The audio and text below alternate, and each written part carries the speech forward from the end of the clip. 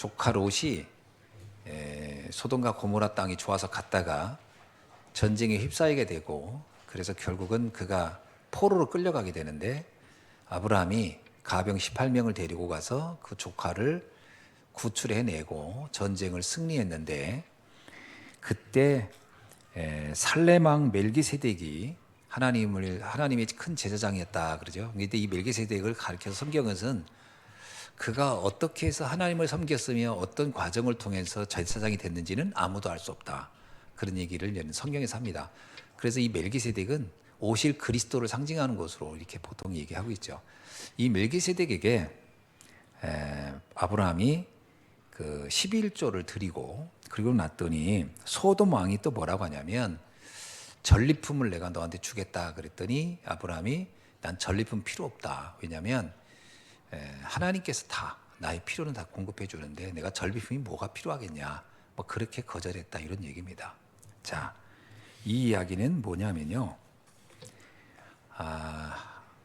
아브라함이라는 사람에게 왜 하나님은 이런 응답을 주셨을까 하는 것을 우리가 살펴보자는 겁니다.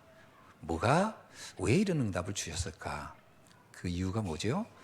그가 하나님의 그 언약인 세계복음화라는 것에 쓰임 받는 사람이었고, 그것을 깨달은 날로부터 이런 응답들이 왔고, 아브라함은 끝까지 그 언약을 놓치지 않고 그걸 누렸던 사람이다, 뭐 이런 얘기입니다. 자, 오늘 제목이 뭐냐면요, 보호자의 축복을 누리는 산업인입니다. 이 제목에서 여러분이 답을 찾아야 돼요. 보호자의 축복을 누리는 산업인이란 말은 뭐냐면, 영적인 비밀을 누림으로 인해서 영적인 그 비밀을 가지고 가야 할 산업인이라는 뜻입니다. 자, 그렇다면 오늘 우리는 생각을 좀 많이 해봐야 돼요. 산업이라고 하는 것은 일단 딱 우리 그 생각에 딱 오는 게 뭐냐면, 당장 뭔가 육신적으로 막 뭔가 노력해서 돈을 벌고 막 이렇게 해야 되는 거 아닌가라는 생각을 하는데, 보통 그러거든요. 그렇게 돈을 번 다음에 그 번 돈을 가지고 주의 일을 해야 된다. 보통 순서가 이렇게 생각합니다. 그죠? 돈 벌고 번 돈을 가지고 이제 그 다음에는 이제 주의 일을 해야지. 근데 그게 아니라는 거예요. 시작은 그렇게 되는 게 아니라는 거예요. 먼저 보좌의 축복을 누리고 있으면 그 사람을 하나님은 그 하나님의 필요에 따라서 쓰신다는 겁니다. 그 쓰는 방법은 뭐 많은 돈이 필요해서 쓸 수도 있지만, 돈이 사실 별로 없어도 상관없어요. 다 가이오같이 쓸 필요는 없는 겁니다. 다 오바다처럼 또 아브람처럼 쓰임 받을 것은 아니에요. 그렇게 될 수도 있고 안 될 수도 있고. 그러니까 하나님이 그렇게 쓸 수도 있고 그렇게 안 쓸 수도 있어요. 그거에 대해서 우리가 왜 나한테는 돈을 안 주십니까, 이렇게 말할 필요는 없는 겁니다. 모든 사람이 다 재벌이 돼야 되는 건 아니거든요. 모든 사람이 다 막 어마어마한 재물을 가지고 주의 일을 해야 되는 건 아니란 말이에요. 문제는 보호자의 축복은 그러나 모든 사람이 누려야 되는 거예요. 그 얘기입니다. 보호자의 축복은 누구나 누려야 되는 거예요. 그 다음에 하나님이 쓰시는 방법은 꼭 우리 생각대로, 하나님 제가요 막 이런 어마어마한 계획을 하고 있는데 이거 할 수 있도록 돈 주세요. 그건 내 생각이지, 하나님이 아니 뭐 그렇게 안 해도 돼, 할 수도 있어요. 예를 들면 다윗 보세요. 하나님 저 성전 어마어마하게 짓겠습니다. 근데 하나님이 넌 짓지 마. 아브라함은 못 줬어요. 마음은 굴뚝 같았는데 허락이 안 된 거야. 그러면 다윗이 하나님 나를 축복 안 하십니까 이랬습니까? 아닙니다. 여기까지 내가 쓰임 받을 수 있는 건 은혜입니다. 그런 거예요. 여기까지. 그러니까 우리는 그 과정 결과는 하나님께 맡기는 겁니다. 나도 옛날에 목회를 그렇게 생각했거든요. 내가 보고 말았어. 이제는 뭐 대형 교회를 해가지고, 그건 내 생각이지. 하나님이 너 대형 교회 필요하지 않아. 그러면 아무리 내가 몸부림쳐 아니라 뭐 피토하면서 일을 해도 안 되게끔 돼 있는 거고, 하나님이 허락하면 그렇게 안 해도 또 되는 거고, 그건 하나님의 몫인 거죠. 문제는 뭐냐면 내가 보호자의 축복을 누리고 있느냐 하는 게 더 중요한 겁니다. 그게 결론 나야 돼요. 자, 그래서 우리가 먼저 뭐부터 생각하냐면, 이 세상은 어떻게 운행되고 있을까? 세상의 나라, 하나님의 나라, 사단의 나라, 이런 얘기 우리는 굉장히 많이 들었잖아요. 이 사단의 나라는, 세상의 나라는 완전 사단에 의해서 지배당하고 있다는 것부터 생각을 해봐야 돼요. 그래서 하나님은 우리에게 이 땅에서 해야 될 일이 뭐냐면, 물질적인 건 많이 가지고 해서 싸울 수 있는 게 아니라는 거예요. 영적인 힘을 가지고 시작해야 된다는 거예요. 그래서 그런 겁니다. 여러분 세상에 부자 많습니다. 돈 많은 사람 많아요. 그거 또 다른 돈 내가 벌었다고 그 문제를 바꿀 수 있는 건 아니에요. 그렇죠? 초대교회 성도들이 다 어마어마한 재벌이 돼가지고 세상을 바꾼 게 아니라니까요. 보좌의 축복을 누리는 그 힘으로 바꾼 것이지요. 그죠? 그러는 중에 하나님이 필요에 의해서 산업의 축복을 필요한 사람 좀 주기도 하고 아니면 굳이 안 줄 수도 있는 겁니다. 말 그대로 스데반은 순교도 하고 그런 거예요. 그 과정은 하나님이 쓰는 방법은 하나님의 몫이지. 그래서 이러잖아요. 토기장이가 토기를 마음대로 자기가 만든다. 근데 토기들이 하나님 왜 나는 이런 토기 만들었으면 그거 나한테 항의하지 말아라. 그건 토기장이 마음이야.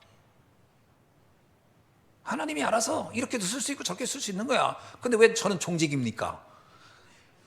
왜 난 종직입니까? 저 사람은 이따만한 항아리인데 그 토기가 나한테 항의할 수 있냐? 그건 만든 내 마음이야. 그런 거예요. 그러면 종직인 종직으로서 역할을 하면 되는 거예요. 그거를 가지고 우리가 뭐 나는 뭐 은양 뭐 복을 못 받았네, 응답이 없네 이렇게 하면 안 된다. 그래서 가장 중요한 게 뭐냐? 세상이 어떻게 운행되고 있는가? 네피림이 세상을 장악하고 있다는 거예요. 그죠? 3단체가 네피림이라는 원리를 가지고 세상을 장악해요. 그래서 세상 사람들은 철저하게 99.999%가 물질 중심으로 세상을 살아가고 있는 겁니다. 모든 사람은 영적인 거에 관심 없어요. 모든 사람은 육신적인 거로 영적인 거를 바꿀 수 있다고 생각하고 있습니다. 절대로 그게 될 수 없어요. 영적인 것이 세상을 바꾸는 것이지 육신적인 것이 영적인 걸 바꿀 수 없다. 그래서 가장 먼저 갖춰야 할 게 뭐냐? 영성이라는 겁니다. 모든 성도, 뭐 렘넌트, 산업인 할 거 없이다. 목사도 마찬가지입니다. 영성입니다. 목사가 막 어마어마한 학벌이 있고 어마어마하게 똑똑하고 어마어마하게 지혜가 있고 능력이 있고 막 합리적이에요. 그래서 목회가 되는 게 아니고 영성으로부터 출발되는 거다. 영적인 힘이에요. 성도도 마찬가지입니다. 산업도 마찬가지입니다. 영성을 어떻게 갖췄느냐가 답니다. 영성이 약한데 지성과 무슨 물질의 어떤 능력을 아무리 갖춘들 그거는요 사람들이 볼 때는 하지만 하나님 볼 때는 아무것도 아닌 거예요. 중요한 건 영성이다. 아멘. 이 힘이 없으면 세상을 절대로 움직일 수 없습니다. 아브라함이 엄청난 지혜와 경제력과 능력으로 이 전쟁을 이긴 게 아니라니까요. 아브라함은 출발할 때요 모든 걸 다 양보하고 아무것도 없어요. 그 사람 마물의 상수리 나무 밑에서 딱 하나님 앞에 영성을 회복하는 날로부터 하나님은 역사하신 거예요. 가병 318명이 없어도 상관없었을 겁니다. 그건 그때 필요하니까 그렇게 주신 거지만 그 나중에 아브라함이 계속 군대를 만들어 나중에 나라 임금이 됐나요? 그것도 아니에요. 무슨 국가를 건설하고 이것도 아닙니다. 하나님 앞에 그 시대 그 현장에서 쓰임 받은 거예요. 자, 그러는 중에 우리에게는 또 지성이 필요하겠죠. 하나님은 우리에게는 또 지혜를 주시겠죠. 그 지혜는 내가 가지고 있는 지식을 얘기하는 게 아니고요. 성령인도 받는 동안에 쓰는 방법입니다. 그래서 뭐라고 하냐? 하나님이 주신 응답 따라서 그때그때 지혜롭게 판단하는 거예요. 그러니까 지성은 영성 다음인 거예요. 그러면 하나님은 우리에게 뭘 주시냐? 미래를 바라보는 미래의 중요한 답을 줄 것이다. 왜 나에게 영성이 필요했으며 왜 하나님 우리를 응답해 갔는가를 알게 될 것이고 결국은 하나님이 하시려고 하는 세계복음화의 언약을 놓고 우리를 이끌어가는 것이다. 이 말씀을 해주고 있는 겁니다. 자, 그러는 중에 우리가 한번 보좌의 축복을 누린다고 하는 것은 첫 번째 뭐부터 시작되느냐? 첫째입니다. 세상을 따라가지 않는 능력입니다. 왜냐? 세상은 철저하게 육신 중심으로 네피림, 바벨탑으로 만들어졌기 때문에 그거 따라가면 안 돼요. 어쩌면 세상이 우리를 필요로 하는 것이지 우리가 세상을 필요로 하면 안 돼요. 그래서 우리는 언약 따라가는 사람이지 물질 따라가는 사람이 아니라는 거예요. 근데 우리도 모르게 자꾸 우리는 물질 따라갑니다. 그렇죠? 물질이 좀 더 있는데 그거는 세상 사람들 99.9%가 다 하는 방법이에요. 물질 따라가는 거. 그게 아니고 언약 따라가라. 언약 따라가라. 아브라함이 물질 따라갔으면요, 갈대우로 절대 안 떠났죠. 왜 떠납니까? 거기서 우리 같으면 이랬을 거예요. 아브라함에게 내가 너희 복의 근원이 되고 만민이 너로 인해 복을 받게 하라. 하, 주님 감사합니다. 근데 고향을 떠나라면 안 떠나고 할 수 있는 방법 없을까요? 꼭 떠나야 됩니까? 가면 개고생할 텐데. 가면요 돈도 없고 아무것도 없어요. 그럼 그거 가지고 어떻게 세계복음을 합니까? 차라리 여기서 합시다. 여기서. 야, 여기 갈대우르로 합시다. 여기 뭐 좋잖아요. 여기서 세계복음을 하면 이러지 않겠어요? 근데 하나님은 아니라는 겁니다. 그것으로 되는 게 아니라는 거죠. 그죠? 갈대우를 떠나란 말은 그것으로 세계복음화 되는 게 아니라는 거예요. 내가 지시할 땅으로 가는, 그야말로 영적인 답을 가지고 가는 것부터 시작되는 거야. 이 말이잖아요. 그래서요, 우리는 여호와께서 지시하는 땅으로 움직여야 됩니다. 그럼 그 지시한 땅이 어디입니까? 서울입니까? 부산입니까? 어디입니까? 질문해야 돼요. 하나님, 왜 나를 부르셨습니까? 왜 나를 통해 하나님이 정말 하시고 하는 게 무엇입니까? 나에게 준 하나님의 헤븐이 달란트가 뭐며, 헤븐이 파워, 헤븐이 달란트, 헤븐이 그 하나님이 하시려는 미션은 뭡니까? 라고 질문을 해야 되는 거예요. 그 질문 안 하면 어떻게, 그 질문 안 하면요, 결국은 뭐 세상 사람이 원하는 거 따라가는 겁니다. 그럼 잠깐은 되는 것 같지만 나중에요, 두고두고 또 후회합니다. 여러분, 세상은 우리가 잘 알잖아요. 공짜가 없습니다. 공짜가 없는 거예요. 세상은, 유목사님 맨날 그 얘기잖아요. 싸우지 않고 승리해야 되는데 세상이 말하는 그 손자방법이라든가 뭐 마키아벨리가 말하는 군조론식으로 막 경쟁에서 무엇을 하려고 한다. 그건 잠깐 되는 것 같지만요, 그건 진짜 상처뿐 영광이야. 아무것도 남는 게 없는 거죠. 그래서 어떡하라? 하나님의 말씀 따라가는 거예요. 질문을 많이 해야 됩니다. 하나님, 진짜 하나님 내게 원하는 게 뭡니까? 나를 통해 하나님 하시려는 게 뭘까요? 그 질문에 답이 나오기 전까지는 움직이지 말아야 돼요. 그렇죠? 그 답이 안 나오는데 움직이는 거는요, 그건 자기 인본주의예요. 그러면 움직여놓고 나중에 하는 얘기가 이럴 줄 몰랐어요. 또 후회하게 된다니까요. 세상 따라가지 말아라. 아브라함이 세상 따라가다가 계속 문제가 왔어요. 어느 날 깨달았어요. 아니구나. 내가 뭔가 자꾸 미련을 두고 있다는 거. 세상에 미련을 뒀다는 게, 조카를 데리고 있다는 건 미련을 둔 거잖아요. 어느 날 결별합니다. 그래, 나는 하나님을 바라보며 갈 것이다. 네가 원하는 거 네가 다 가져. 세상 다. 그 조카 롯은요, 아브라함보다 영적이지 않았던 사람이잖아요. 영적인 아브라함 따라와서 여기까지 온 것뿐이지, 이 조카 롯은 사실은 아무것도 없는 맹탕인 사람이야. 아싸, 잘 됐다 삼촌. 그러군요. 완전히 저것을 내가 갖겠습니다. 소돔과 고모라, 와 띵호야 그러면서 막 달려갔단 말이에요. 그게 망하는지도 모르고 한 거지. 아브라함은 그때요 깨달은 거예요. 내가 세상을 바라보지 않고 하나님만 바라보리라. 그랬더니 하나님께서요, 그야말로 이제 그 현장에 일어난 전쟁을 해결하는 주역으로. 근데 그때도 아브라함이 뭐라고요? 난 전리품이 필요 없습니다. 난 아무것도 필요 없습니다. 왜 그러죠? 이 모든 된 것이 내가 어떻게 능력에서 된 게 아니고 여호와의 힘으로, 주의 은혜로 된 것이다. 딱 그 결론하죠. 주의 은혜로 된 겁니다. 그래서 뭐라고 얘기합니까? 창세기 15장 1절. 이후에 여호와의 말씀이 환상 중에 아브라함에게 임하여 이르시되, 아브라함아 두려워하지 말라. 나는 네 방패여 너의 지극히 큰 상급이니라. 이게요, 아브라함의 상태를 말해준 거죠. 아브라함이 이렇게 본 거예요. 하나님은 나의 방패요 나의 지극히 큰 상급이라. 모든 것이 여호와께로부터 온다는 거예요. 이게 영적인 비밀을 아는 사람이에요. 모든 건 주께로부터 오는 거다. 다윗도 옛날에 그랬잖아요. 부와 귀가 다 하나님께 있는 것이다. 다 하나님께 있는 것이다. 그죠?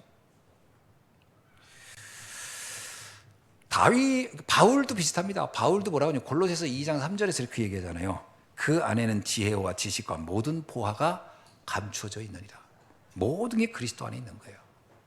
자, 두 번째입니다. 우리는 우리의 산업의 방향이 어디에 맞춰져 있었냐면 후대를 살리는 데 맞춰져 있어야 돼요. 이거는 하나님의 정말 중심 미션이에요. 하나님의 간절한 소원이 아니에요. 후대예요. 베드로가 얘기했잖아요. 내 어린 양을 먹이라. 그래서 우리는 늘 생각을 해야 됩니다. 우리가 후대를 어떻게 키우느냐, 어떻게 세우느냐가 우리에게 최고 중요한 미션이다.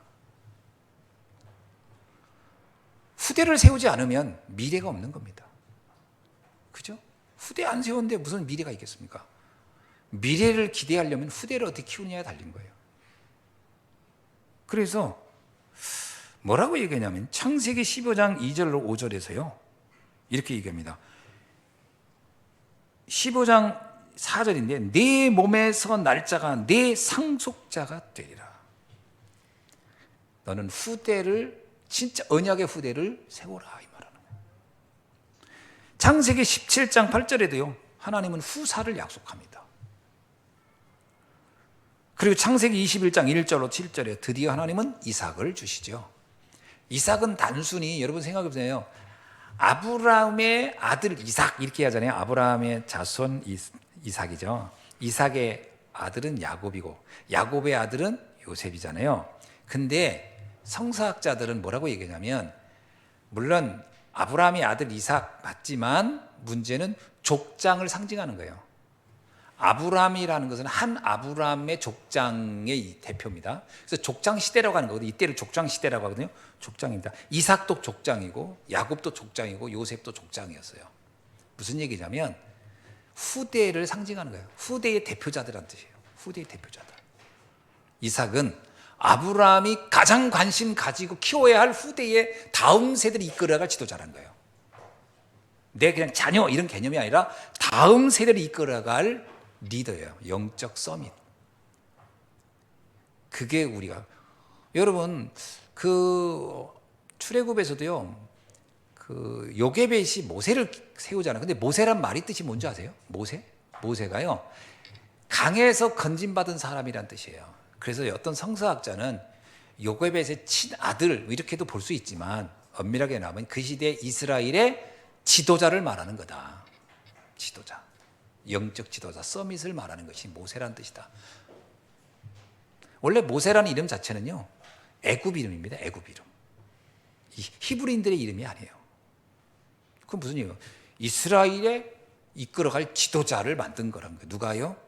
레위 자손들이. 쉽게 말하면 요게벳과 그 가문은 다음 세대 이끌어갈 지도자를 세웠다. 이런 의미가 더 맞다라는 거예요. 그래서 여러분 우리가 후대를 세우는 것이 답니다. 그렇죠? 렘넌트를 어떻게 세우느냐. 이게 우리의 미래예요. 하나님이 우리에게 중직자의 사명을 주고 또 우리에게 산업의 응답을 주는 목적이 어디 있겠냐라는 거예요. 어디다 둬야 돼요? 후대에. 후대 관심 없다? 그러면은 하나님의 소원하고 방향이 안 맞는 거예요. 그러면 어떻게 해야 되냐? 지구를 떠나야 돼요. 하나님과 소원이 안 맞으면 지구를 떠나야 되는 거예요. 자, 세 번째는 뭘까요? 세계 살리는 언약입니다. 우리가 후대 살리는 것뿐만 아니라 237, 5천 종족의 마음을 담고 우리는 우리의 신앙의 여정을 가야 되는 거예요. 이게 산업인이 잡아야 할 언약입니다. 생각해 보세요. 창세기 22장 1절로 19절에서요. 하나님이 뭐라고 하죠? 18절에 보니까 이렇게 나와요. 내 씨로 말미암아 천하 만민이 복을 받으리라. 처음에 아브라함을 불렀을 때 그 언약을 다시 한번 확인시켜요. 이게 굉장히 중요한 얘기입니다. 이게 여러분 우리가 세계복음화 이거는 영원한 언약이에요. 맞죠? 이건 영원한 언약입니다. 더 한 가지는요. 내가 평소에 읽었을 때는 이해가 안 됐던 건데 오늘 이해가 됐어요. 뭐냐면 창세기 24장 3절로 4절입니다. 나는 이게 이해가 안 됐어요, 옛날에. 이게 무슨 말인가? 이게 무슨 뜻이지? 한번 읽어볼까요, 우리? 시작. 내가 너희에게 하늘의 하나님, 땅의 하나님이신 여호와를 가리켜 맹세하게 하노니 너는 내가 거주하는 이 지방 가나안 족속의 딸 중에서 내 아들을 위하여 아내를 택하지 말고 내 고향 내 족속에게로 가서 내 아들 이삭을 위하여 아내를 택하라. 저는 이게 이해가 안 됐어요. 왜냐하면 하나님이 원래 아브라함을 보낼 때는 갈대우를 떠나서 내가 지시할 땅으로 가라 해서 왔어요. 그러면 며느리를 어디서 얻어야 돼요? 그 약속의 땅에서 며느리를 얻어야 되잖아요. 우리 상식적으로. 근데 뭐라고 했냐면 하나님이 아브라함이 또 뭐라고 하냐면 그러나 네 며느리는 여기서 얻지 말고 네가 원래 떠났던 고향으로 돌아가서 거기서 얻으라는 거예요. 왜 그랬을까? 난 이해가 안 됐어요, 이게. 그랬더니 실제로 하인이 10절 보세요. 하인이 이에 종이 그 주인의 낙타 중 10匹를 끌고 떠나는지라. 왜 낙타 10匹를 끌고 왔어요? 이제 뭐 물론 이제 그 결혼 그 지참금으로도 갖고 왔겠지만 먼 길 가니까 10匹를 돌려가면서 타고 가는 거예요, 지금. 떠나 어디로 갔다? 곧 그의 주인이 모든 좋은 것을 가지고 떠나 메소포타미아로 가서 나홀의 성에 이르러 이렇게 나와요. 메소포타미아까지 거기까지 간 거예요. 진짜 이 종이 정말 순종을 잘하는 종이에요. 하여튼 우리 같으면 좀 가다가 지쳐 여기서 아무 여자나 데려가지고 그 메소포타미아에서 데리고 온 여자예요. 우리가 데리고 갈 텐데, 그죠? 잔머리 굴린다고 그러잖아요. 근데 이 하인은 그대로 가가지고 메소포타미아는 완전 이방 땅이에요. 전 이게 이해가 안 됐거든요. 여러분 이해됩니까? 이게 뭘까? 저는요, 이해가 된 거예요. 왜 이해되냐면 아브라함이 완전 언약의 사람이 됐어요. 그리고 이삭도 모리아산의 사건으로 완전 언약의 사람이 이제 되는 겁니다. 그러면 어떻게 돼요? 며느리는 누가 와도 상관이 없어요. 근데 세계복음을 하려면 가장 중요한 도시가 어디예요? 그때 당시? 최고 중요한 중심 도시는 메소포타미아예요. 하나님은 세계복음화의 언약을 놓고 며느리를 데려오라는 거예요. 그거구나. 세계복음화의 언약을 놓고. 딱 그거밖에는 다른 답이 안 나오더라고요. 왜 굳이 아브라함은 알아요. 자기가 살았던 고향이 그때 당시에 모든 문화의 중심지라는 걸 알아요. 그렇다면 세계복음화의 언약을 이룰 수 있는 눈을 가진 여자가 필요하겠구나. 딱 이 생각나. 이 눈을 가진 여자가 필요해요. 세계복음화입니다. 그러니까 이 아브라함의 입장에서 보면요, 어떻게 해야 후대가 어떤 언약의 여정을 갈 수 있는지를 생각한 거예요. 국제적 감각을 가진 여자를 며느리로 삼아야 되겠구나. 세계복음화 해야 되니까. 우리가 여러분 후대를 키우고 세계복음화의 언약을 생각하면서 우리는 늘 24 기도 속에 있어야 할 줄 믿습니다. 그러니까 우리가 막 진짜 자녀의 결혼 하나를 생각해도요, 세계복음화 놓고 생각해 보시기 바랍니다. 그렇죠? 그냥 우리 집에 와가지고서 내 노년이나 책임질 사람을 신경 쓰지 말고 어떻게 하면 세계복음화할 사람을 우리가 다음 세대에 준비할 수 있는가? 저는요, 이삭의 결혼이 왜 세계복음화와 연관되어 있는가를 알겠는 거예요. 이번에 유목사님은 그냥 간단하게 했거든요. 이삭의 결혼이 세계복음화와 관련된 거다. 그게 뭔 말인가 했거든요. 답이 딱 나오는 거예요. 그래서 메소포타미아 여자를 데리고 오라고 했구나. 자, 창세기 26장 12절로 25절에 보니까 이삭에게 100배의 축복을 줍니다. 그리고 근원의 축복을 주고 르호봇의 축복을 줍니다. 이유는 딱 하나예요. 세계복음화 해야 되니까. 그렇죠? 세계복음화 해야 되니까. 세계복음화 할 수 있는 준비가 된 거예요. 누가? 이삭이. 그래서 아브라함이 이삭에게 먼저 돈 버는 거 가르친 게 아니고 모리아산 먼저 끌고 올라간 거예요. 영적인 세계를 먼저 체험시키는 것이 답니다. 그죠? 영적 세계를 이해한 사람이 100배의 축복이 있으면, 여러분 영적인 거 이해 안 되는데 100배의 축복이 왔다? 이 사람 이것 때문에 망해요.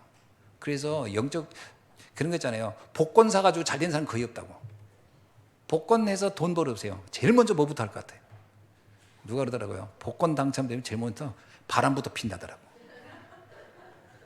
그러니까 그게 망할 수밖에 없는 거예요. 그게. 그리고 사치부터 한대, 사치. 막 그동안 막 한이 있던 걸 다 푸는 거지. 그때 이제 막 탄을 다 풀어버리는 거지. 그냥 막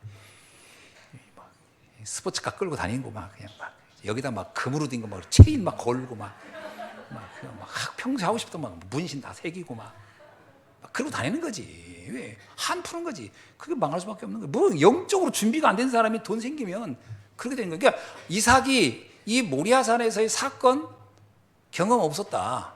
그런데 100배의 응답? 아이고 아마 양아치 됐을 거예요. 양아치. 빼꾸도 신고 돌아다녔을 거예요 아마. 그러니까 잘못하면 이렇게 되는 거예요. 그러니까 영성이 먼저 확립돼야 돼요. 아주 중요한 겁니다. 영성이. 그래서 근원의 축복과 르호보세의 축복을 누리게 된 것이다. 세계복음을 할 수 있는 그러니까 세계복음을 그릇을 준비하는 게 제일 중요합니다. 자, 말씀 맺습니다. 그래서 지금부터 우리가 어디에 집중해야 되겠죠? 영적 상태를 바꾸는 데 집중해야 돼요. 이게요, 늦는 것 같으면서 제일 빨라요. 그죠? 아니, 준비 안 된 사람이, 어설픈 사람이 어디서 잔머리 굴려가지고 뭐 기술 좀 익혔다. 그거 오래 못 갑니다. 그거 오래 못 가죠. 그 잠깐 반짝하고 끝나는 거예요. 그러나 영적으로 영적 상태를 딱 준비해 놓으면요, 무너지지 않는 기초를 만들어 놨기 때문에, 반석 같은 인생의 기초를 만들기 때문에 이 사람은 어떤 상황에 와도 무너지지 않습니다. 그렇죠? 모래 위에 지은 집은요, 높이 올라간 만큼 무너질 때 더 위험한 거예요. 그러나 영적으로 딱 영성을 깊이 바탕을 쫙 만들어 놓으면 그 올리는 건 일도 아닙니다. 그죠? 기초만 잘 되면 올리는 건 잠깐이라잖아요. 문제는 우리의 영적 상태가 어떻게 돼 있느냐라는 거예요. 가장 중요한 게 예배입니다. 예배를 정말 중요한 영성을 회복하는 시간으로 만들어야 돼요. 그래서 예배 성공이 안 된 사람은 일단은 돈 꿔주지 말아야 돼요. 예배 성공 안 된 사람은 돈 꿔주면 받기 어려울 거예요. 왜? 인생이 무너질 걸 어느 정도 예측은 해야 돼요. 갈 때는 뭐 다 갚게 하지만 그건 자기 마음이지. 이러잖아요. 사람이 거짓말하는 게 아니라 돈이 거짓말한다고. 돈이 벌어지지 않아요, 그 사람. 그러니까 영적 상태가 준비되어 있어야 돼요. 영적 상태 준비되어 있어요. 그 다음에 기도가 이해되는 사람이 돼요. 정확한 기도, 정시 기도라고 하죠. 기도가 뭔지. 그래서 기도의 흐름을 탈 수 있는 사람이 돼요. 그죠? 기도의 흐름. 정말 중요합니다. 흐름이라는 얘기는 이 시대가 어떻게 가고 있는지를 알고 내가 무엇을 이 시간표에 뭐에 집중할 건가. 우선순위를 정하는 거거든요. 기도의 흐름이라는 것은 우선순위를 정하는 거예요. 내가 무엇부터 해야 되는가. 이게 기도 제목이잖아요. 그러면서 우리가 393의 흐름 속에 있어야 됩니다. 저는 이 393이라는 것은 영적인 베이스예요. 완전 영적 베이스예요. 그 부분이 딱 돼 있어야 됩니다. 그래서 오늘 이 축복을 우리 산업인들이 또 우리 후대들이 누릴 수 있기를 주의 이름으로 축원합니다. 기도하겠습니다. 하나님 감사합니다. 오늘 주신 말씀 붙잡고 보좌의 축복을 누리는 산업은의 응답을 누리게 하옵소서. 예수 그리스도의 이름으로 기도하옵나이다. 아멘.